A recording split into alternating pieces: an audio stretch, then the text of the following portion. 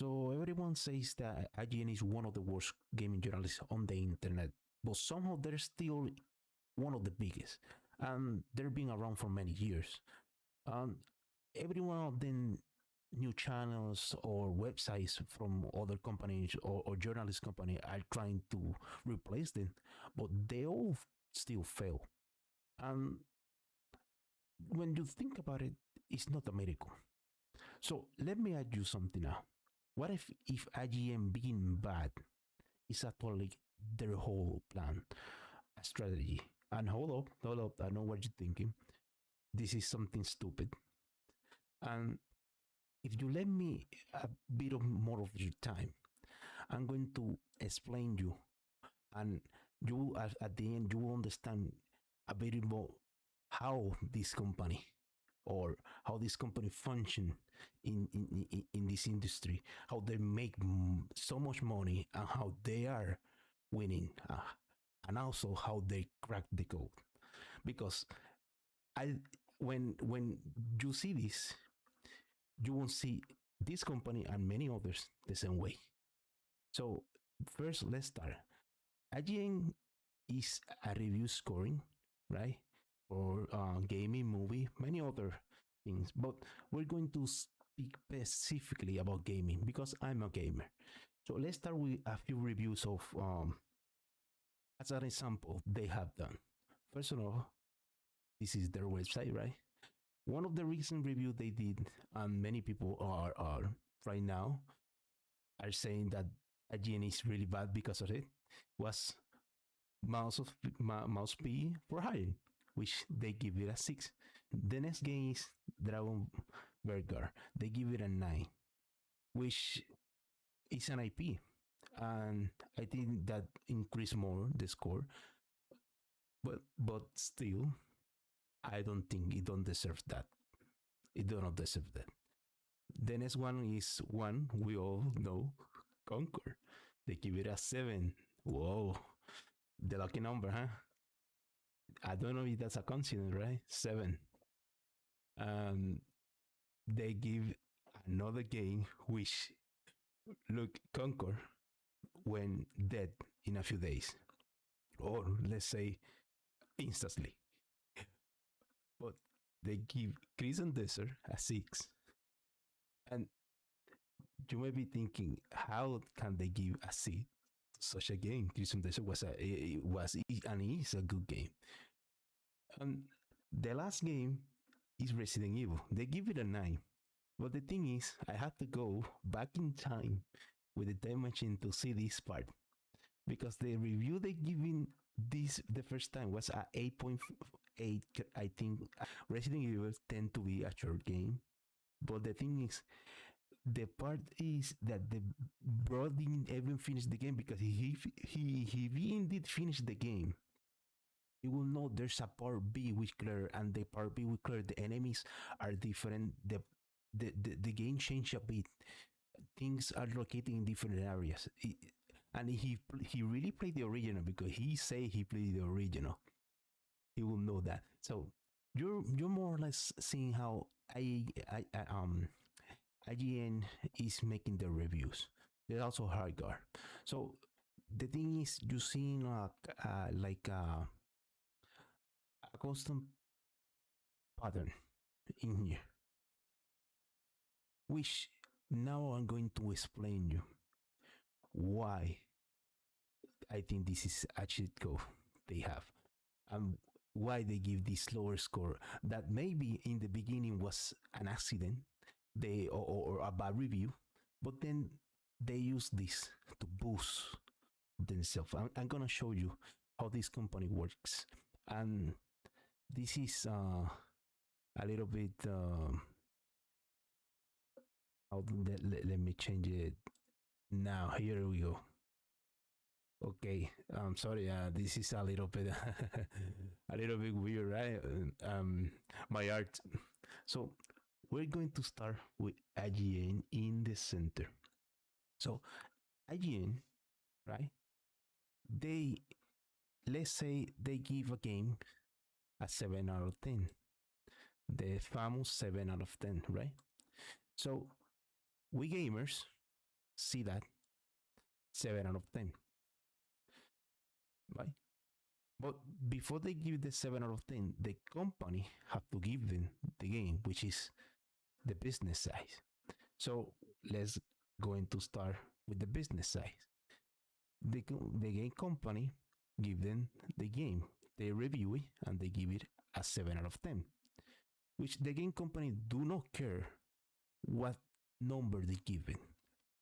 You will say no, they should care because it's increased sale. But here it come. Game company, what they want is um what do you call it, marketing, what you is what you call it, hype, or mm, to know that this game exists. In other words, they they want people to know the game. So the game company knows the game is good or bad. They know it. They know it. So even if the game is good and AEN game, right? In bad intention, let's say in bad intention, give it a lower score. The game company do not care that. They still give it the game. Why? Because the game company knows gamers are logical, methodological, nor emotional. And IGN knows this too. Now, when you give it a 7 out of 10, gamers are going to prove IGN wrong. And the company, right, knows that. IGN knows that. So, what happened here? So, the moment they give the 7 out of 10, I'm trying to explain this the best of my ability.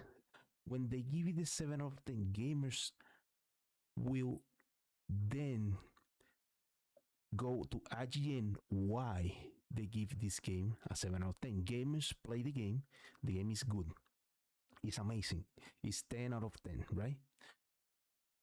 So the gamers are trying to prove then to IGN or to the world or to other gamers that IGN review is bullshit. Let's put it like that.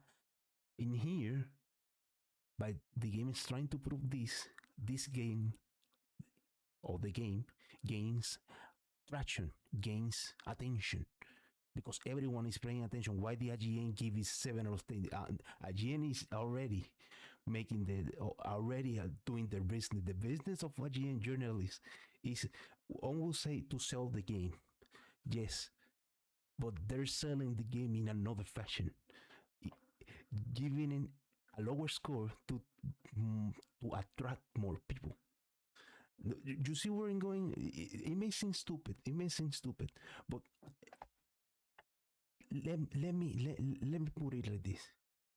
How many times have you buy a game because some gamers say it's 10 out of 10, a friend of yours, and he say, oh, I know this game because IGN giving a you know the IGN giving a 7 out of 10. Do you know the IGN is giving a lower review? You know IGN because a friend of yours is saying or criticizing the review IGN giving, but normally you're giving in IGN what they want. Also, free marketing. By mentioning the 7 out of 10, IGN is creating attention for the game, as creating attention for the self marketing. Gamers are going to see what the video, what the review is, which give them views, article views, video views. You may think, wait, yes, it may sound stupid, like I say. It's a business strategy, and gaming company love it because it's also giving them marketing to their games, even if the game is lower score. Let me put it like this: if the game is trash, and IGN giving a 9, right, out of 10, like Concord or like Concord, I mean like Dragon Belgar. I know, many people or many gamers will not buy it because they say, oh, the gamers know it's trash, right? But then here's the thing. IGN do not lose anything by giving them a higher score to the game. In fact, they gain because gamer will actually going to try and prove again that this game is trash. But I'm going to see why they give it a 9. So giving them views, marketing also, and then proving it's trash. The game company also gain something because it boosts their attention to the game. In other words, it gives also marketing of that company. Yes, the company will not sell games because many gamers will still say it's shit. But the thing is, even though the gaming company lose, IGN did their contract by doing the review, giving it a good score, and also gathering marketing or view for their own company. The thing is, this is where many people or the casual get hurt. Collateral, which I already show you. I'm going to show you again, just in case. Or let's see here. Okay, this is the collateral. 397 people buy Concord or play Concord. Unless a part of the is the collateral of the casual, because casual still knows, or even though they don't know well the gaming industry, or in this case IGN, right? Let me start cleaning this up a bit. So even though gamers do not know, or casual do not know IGN, gamers, right? Twitter, X, whatever, they see that and they trust sometimes their own people, friends. And when they see many people doing the review and noticing, hey, IGN put a 7 out of 10, this game, the normal IGN review, they see it and they say, okay, we don't trust this. Still, even though they don't trust it, they still watch it, because every time IGN give us something, give a review, give it something, something is you can you have to go and see what is this. They create curiosity, and at the end of the game, at the end of this, I think they crack the shit code, because what a journalist companies want is attention, marketing, right? Um, what is and what are they doing, which is their business size. So from all of this, the one who is truly winning here is IGN. At the end of this, they actually crack the chico, be by strategy, be by mistake. They actually crack the chico. Just think about it. Just think about it. See what see what I did. It may, like I say, it may seem stupid, and you may say, no, this is too fast fish. But being famous, right? Artists. I'm going to give an example. Let's see, someone, a streamer, which is pure Asmongo, which I sometimes watch, or watch many times, right? He is a streamer who is famous, right? But he also is infamous in some communities, which, let's put it like this: what make you infamous? Being hated by certain people. So the infamity or infamity, still those haters watch you. In other words, he lives where, like he say, rent free inside these people heads. Then those people are going to watch every step of Asmongo, or everything he do, to find a weakness or to find something. Still, they're giving Asmongo the views he wants, the attentions he wants. In other words, that boosts his influence.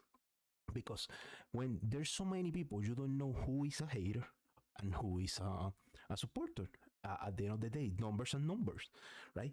Watching views are, or money is money. At the end of the day, he is winning. Um, the same with IGN. IGN may be infamous, but that infamity was boosted to this level. And I think this is what many companies are doing also, in a way, because it's like also a movie star or an artist. Many people want to see, many fans want to see what the artist is doing, and many haters want to see them go down. But they still see them, they still stalk them, they still look for them. Why? See, they still give them that promotion they want. Even a hater saying, "Hey, I hate this person," by mentioning this name, by mentioning the person, they're giving them free promotion. IGN is doing the same thing. Every time they give a bad score, it's a promotion. IGN still win. At the end of the day, no matter what IGN do, they're winning. Unless that's what I think, in a way, or in a company, in a business way. I don't know if I explain myself well. I will try to I try to do in my special, in my best of my abilities. Still, that's what I think. I want to say a little more thing, but there's not. I think I waste too much time trying to explain myself. I don't know if I explain myself well. Anyways, again, you may fool everyone, right? But you cannot fool a fool. You know what I mean? Nah. No, but let's be real. What do you think? Do you think that IGN one day say mess up and put a 7 out of 10, right? Because, well, the person didn't like the game, and then they see this attention. This everyone say, "Oh, IGN failed. IGN," and they see this boost in views in article. Why did it fail? Because the company used to be good. And then when they see this attention by being famous, they say, "Wait, can we just do less or be more lazy and still get more?"